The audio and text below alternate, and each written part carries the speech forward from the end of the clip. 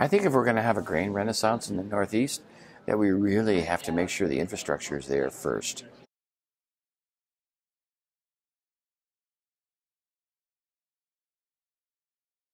I'm Jack Lazor. I'm from Butterworks Farm, which is a dairy grain farm in northern Vermont, right on the Canadian border. I started growing grains in 1977. That was my first year of growing crops. We had bought our farm in 1976. It's still where we live today. And back then I grew mostly wheat, a little bit of flint corn, and a small amount of barley. And it was all harvested. The cereal grains were all harvested with a reaper grain binder and a threshing machine. So we cut it and reaped it and stooked it in the field and thrashed it and blew the straw into a big pile, because for me, I'm sort of an agricultural history nut. So since I didn't get to do that, I was born too late, I had to try it. So I did that for the first 6 years of growing grain. I did it the old-fashioned way, like the Amish do. And then I switched to a pull-type combine. And then I went from there to my first self-propelled, which belonged to an old Canadian guy that I knew. And then I got a smaller John Deere, probably in 1992. And then I finally got another John Deere, I think right around 2000 or 1999 or something.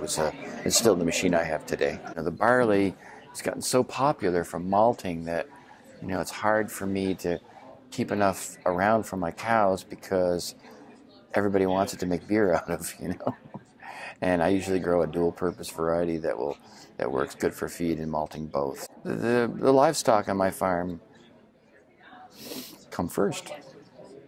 I sell a lot of seed on my farm, actually. That sort of has been my niche. I sell early riser open pollinated corn seed. The soybeans that I grow, we save all our own seed pretty much. There's definitely a renaissance happening in grain growing. Certainly 10 years ago, there was very, very little grain. Maybe a couple people were growing wheat for human consumption. And the marketplace is wide open now. The demand is there.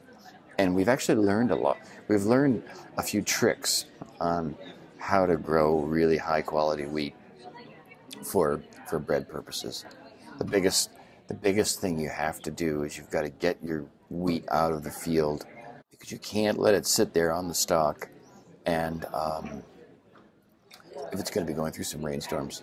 So if that means that you have to go out there and combine your wheat at 20% moisture, so be it. And it has to get down to 13 to keep.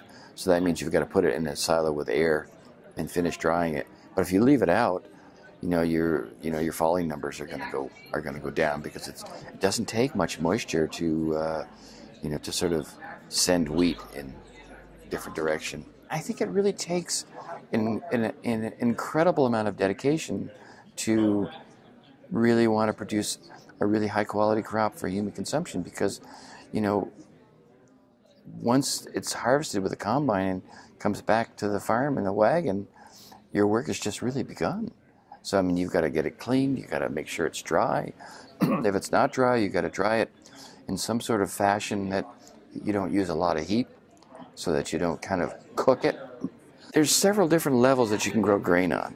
You can have just 5 or 6 acres, or even an acre or two, and then you can be a mid-sized grower like myself of a couple hundred acres of grain, or you can be a major grower of grain, growing 900 to 2,000 acres of grain. And I think those are the people who can actually maybe afford to sell it as a commodity to somebody else who's going to add the value to it. But if you're really, really small, it's almost like you have to do the whole thing yourself. You got to make flour out of it, maybe even you got to make pizza out of it or bread out of it, to really sort of get the value out of that work.